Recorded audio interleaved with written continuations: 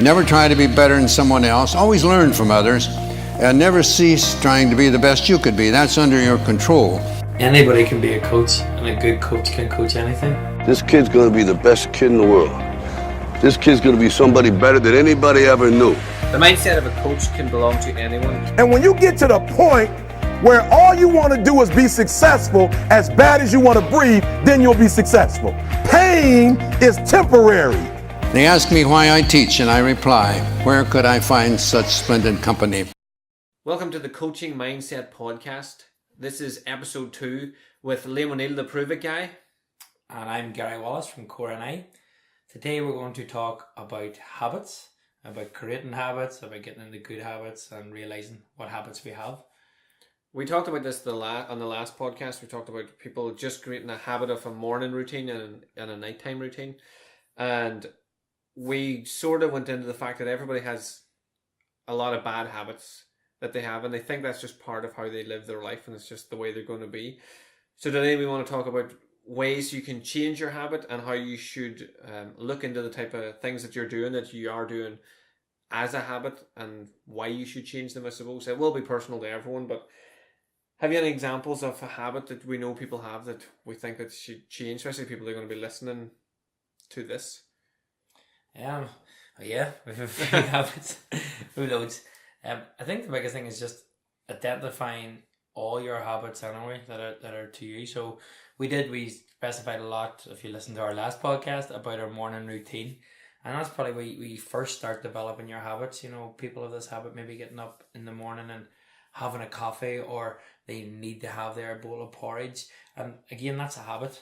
You know, I suppose the first habit anybody ever does is brush their teeth.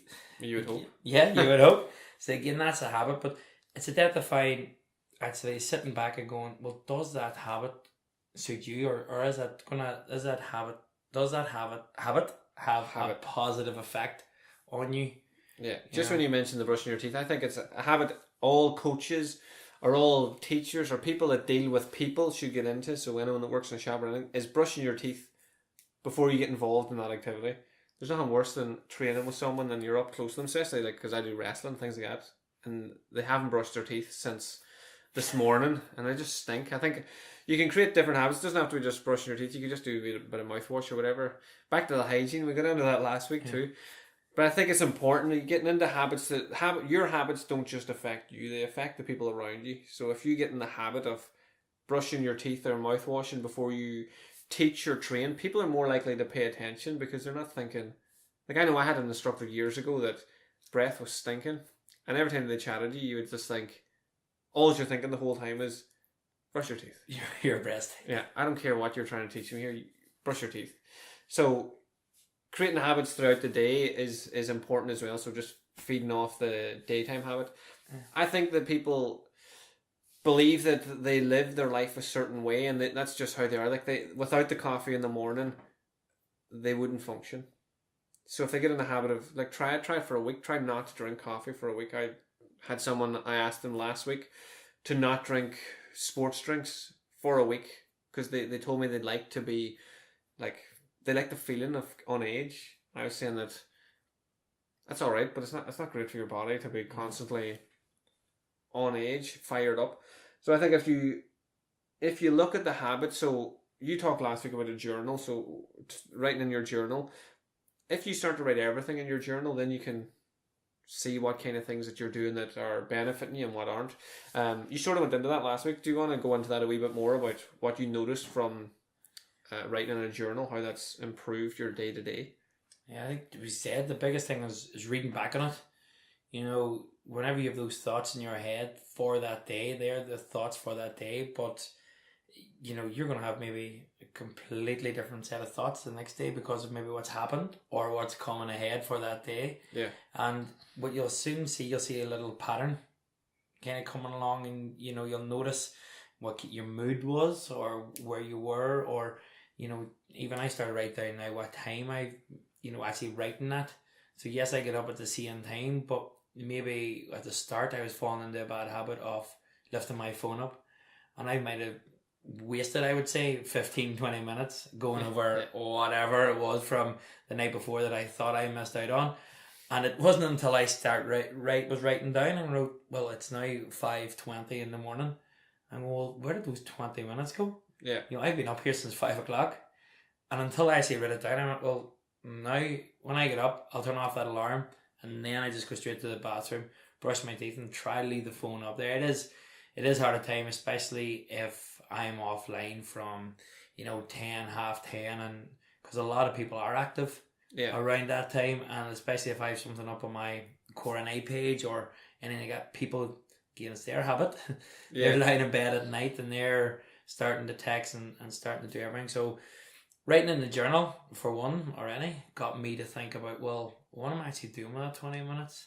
And the more I read back about where I was at a certain stage in life and the habit now, for example, of getting up early in the morning, did help. I think the other big one you said there too, especially for any coaches out there, is that habit of appearance.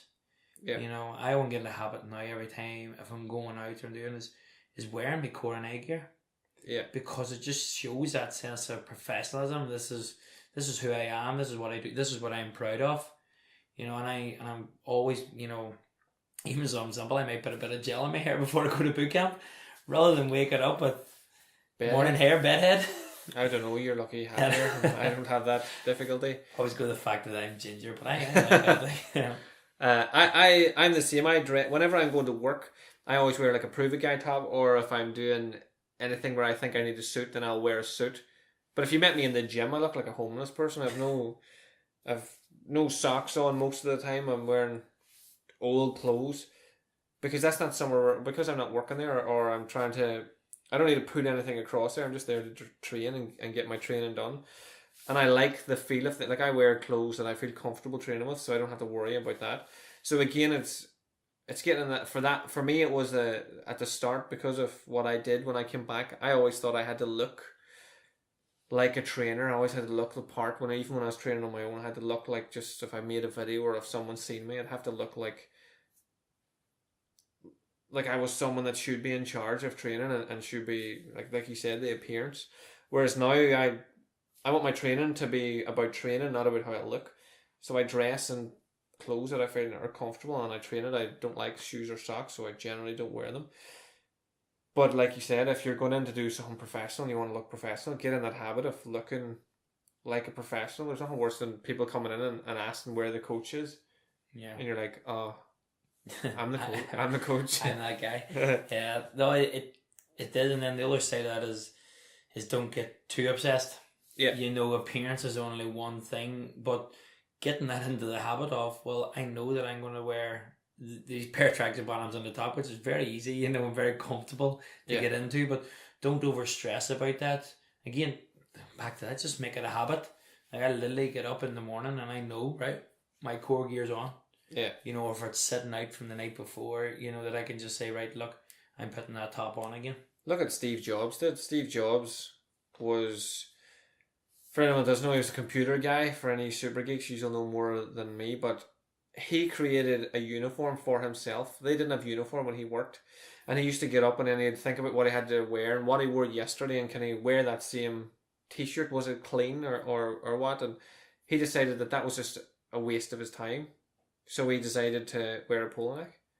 Yeah, there is a fact out there, isn't there? Like, you spend, it's something roughly in around 20 minutes without you even realising between deciding, putting on something and changing it, that that process can take up to 20 minutes. And I suppose if you ever do it on any night, Saturday night out or anything, if you plan in your head that what you're wearing, you can actually save yourself time. Yeah. By the time you go and do that. It's the same whenever you're going to work. I think anything that can save you time is going to be brilliant in the end up. That's why you noticing when you wrote in the journal that you spent 20 minutes just like looking on Facebook or Instagram or whatever. Realising that, and then that's just bought you 20 minutes. Like, no, all the money in the world, you still have 24 hours in a day. So again, it's down to what you do with it. So both of us are coaches, and I would notice a lot of people, whenever they would tell me their goal, and I would say to them, is this goal realistic? Like, do you want to achieve, like, say, weight loss, for example? A lot of people want to do weight loss, but they want to do it for a number. It's not about the health benefits. It's not about how they feel. It's about how they look. But you ask them, is that realistic? Are you going to get up and prep your meals if you know you're going to have a busy day? Like, are you going to prep?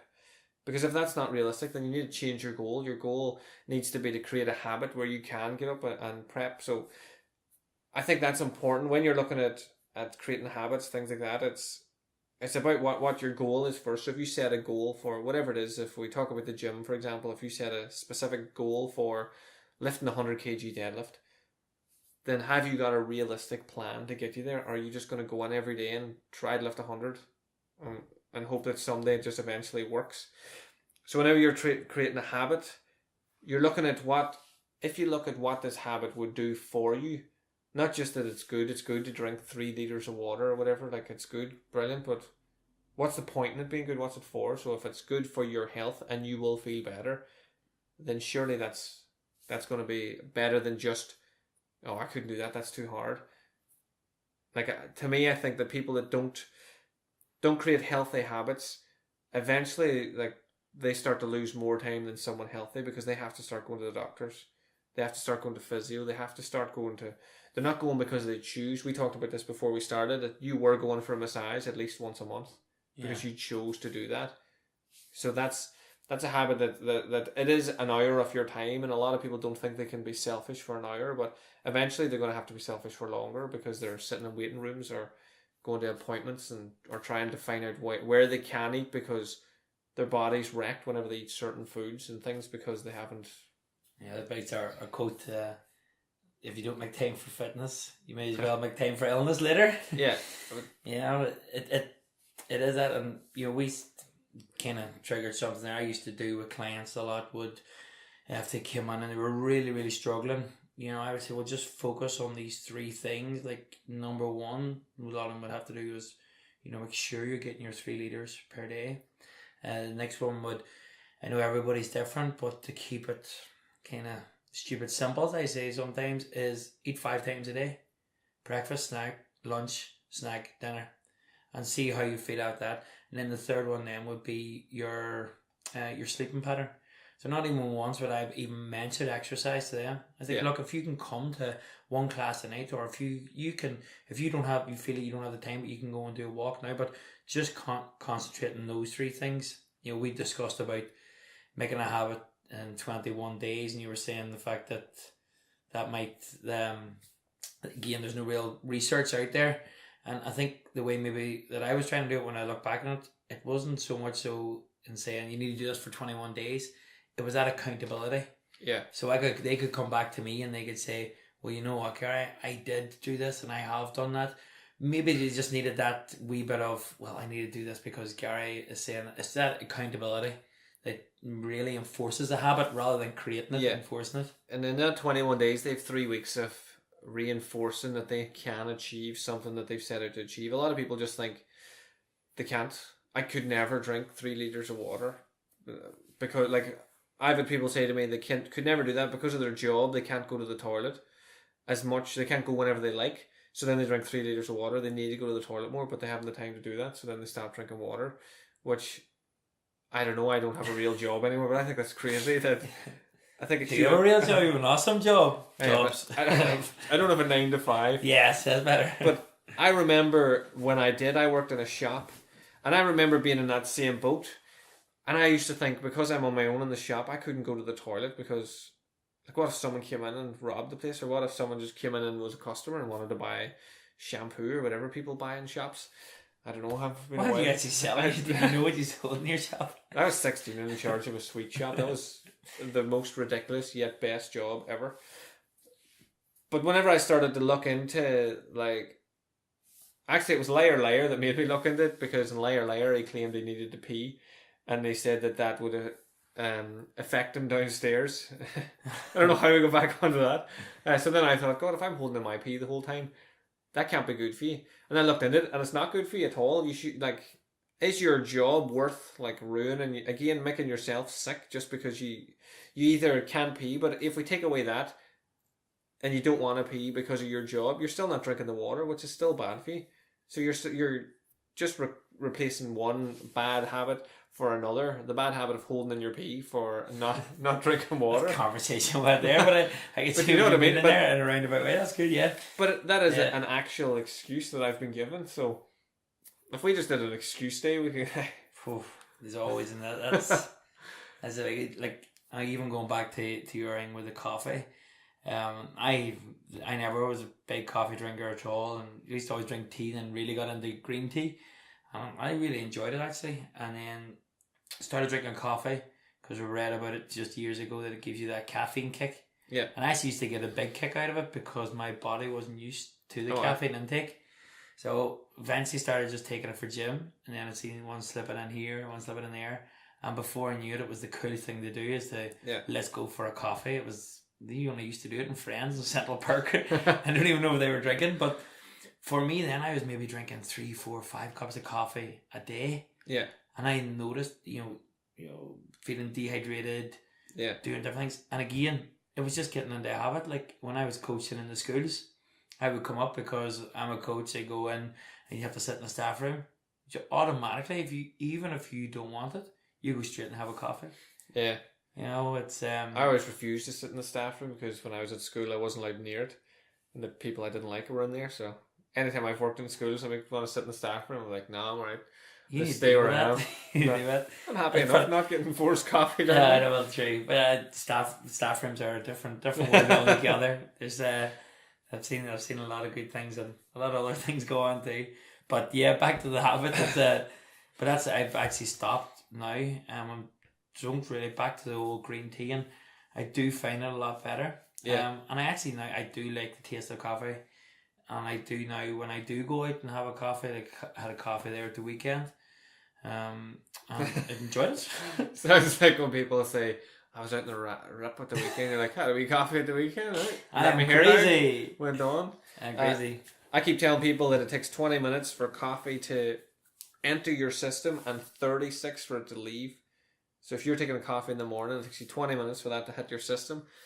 And then the next morning hasn't been 36 hours. And then you take another one. Even if you were taking one a day, that's still in your system from the day before. So you're ended up become reliant on it without you actually thinking. Like a lot of people think, oh, I don't drink coffee after 6, it'll keep me awake. That's psychological. It'll keep you awake. It's just the caffeine's still in your system. So it's a psychological thing because I know I've tested. I've given people decaf and they've told me that it kept them up all night. And you're going, well, it was decaf. That was placebo effect. yeah. So you're psychologically doing it. So since this is about habits, I think again we go back to the last podcast, creating the easiest habit for you, and so that you have a sense of achievement throughout the day is making your bed. We're back to making the bed. We'll move on next week. But I think it's Yeah. important. Like again, we told people last week, try it out for a week. You know, right? They're the same people who are listening to this. They haven't done it. Yeah. Like they tried it a couple of days and then they sort of forgot. No, it doesn't matter. So again, try it for a week. Try to get 7 days in a row of making your bed. Even if you make it half like I do, at least that you've went out of your way to make it. So then at the end of the day, no matter what, you've achieved something and you've created some sort of habit. So I think that's what we should be doing now, is explaining how we've created a habit, like a habit that you created that you think would be beneficial, and I'll give an example. I can go first if you want. Yeah, If I go get you through first that. because then I'll just think as you're speaking. Sorry, did I say that out loud? So the habit that I think, and I think everyone should do it, is a 5-minute silent meditation. I'm going to talk about this a lot all the time anyway, but 5 minutes to yourself where you just sit down and close your eyes. You don't even have to focus on your breathing. You don't have to focus on anything. Just sit and set an alarm for 5 minutes and sit and just do that every day at some point in the day, to either the start of the day to get you ready for the day, the middle of the day to chill out so you can switch off from work so you can become the family person, or the end of the day so you can switch off from the day so you can sleep. And the question I'm asked the most is, well, I'm asked two a lot. Where do you do it? Like, do you need a special place? And I literally do it anywhere. It doesn't matter. You can do it in your car before you go into the house if you don't want to take your work home with you. You can do it in your bed. You can do it wherever you want. And the other question is, what do you do when thoughts come up? How do you quiet your mind? Whenever thoughts come up, what do you do with that? And my example is always, I think you should Meditate to quiet your mind, not quiet your mind to meditate. Meditation should be a tool for you to switch off. So I like to think of it, if you imagine, before you meditate, imagine someone that you love. So my example is always my mum. And imagine you're sitting down in a room and you're all quiet and you're ready to meditate. And then your mum opens the door real sharply and says, here, you have to get ready for dinner or you have to go shopping. You're not going to turn around and shout at your mum, like, get out of my room, I'm trying to do this, blah, blah, blah, blah. And then if she came back, because that would start an argument. So it would make the thoughts stay there for longer. What you would do is you would say, thanks, no problem, I'll be done in 5 minutes and then I'll deal with that. So that's what I actually do in my head when a thought comes in. So if it is a thought about what am I going to eat later, then I will say, right, thanks for reminding me of that, brain. I'll sort that out in 5 minutes. And that drifts that away. And anything else that comes up, if it's like you haven't done any training today, Liam, you need to do something, what are you going to do? Same thing, I just imagine that was my mum coming and I wouldn't tell her to get out of my room. I wouldn't be aggressive or abusive like some people do. They think, oh, I couldn't get rid of the thought, and then it ruins their whole thing. I just thank the thought and then I move on. And I continue to do that for 5 minutes.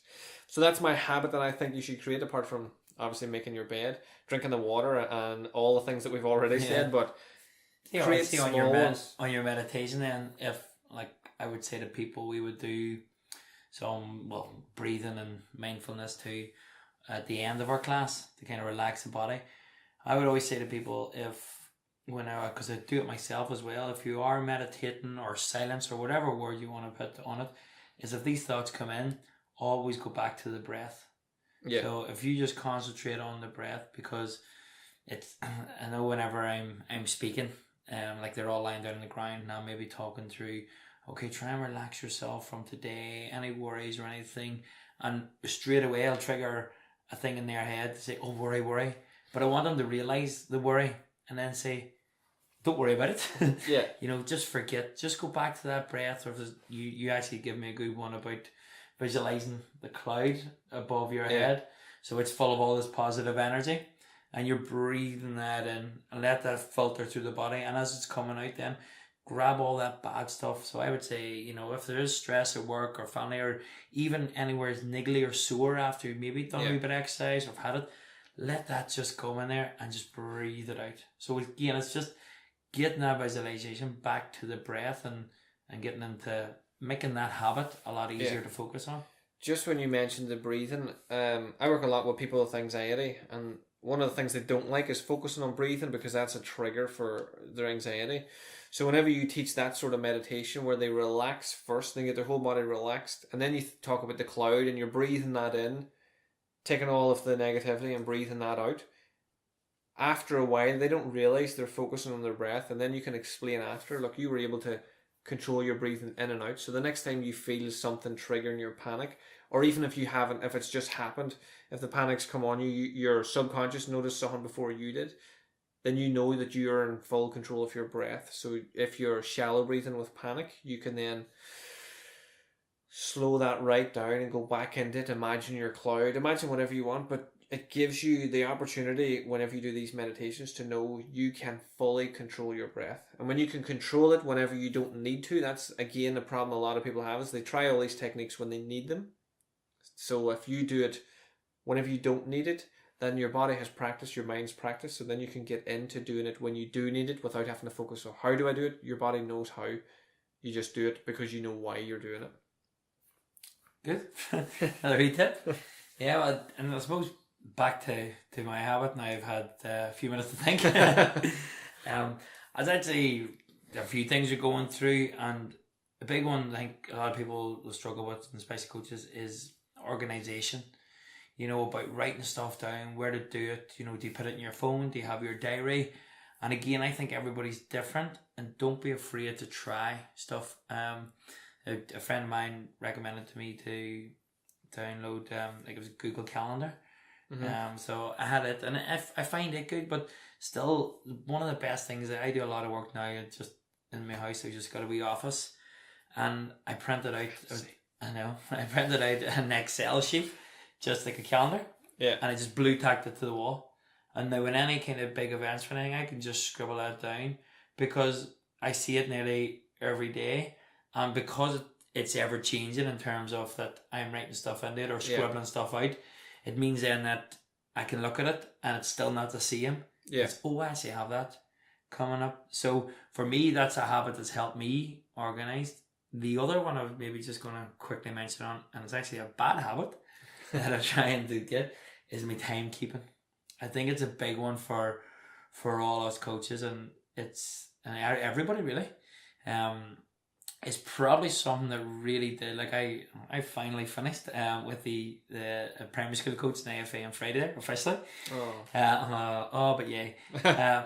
But it was getting to the stage maybe where I was getting into the habit of just arriving on time to the class, and because I knew I had my own stuff on, maybe it wasn't my main priority.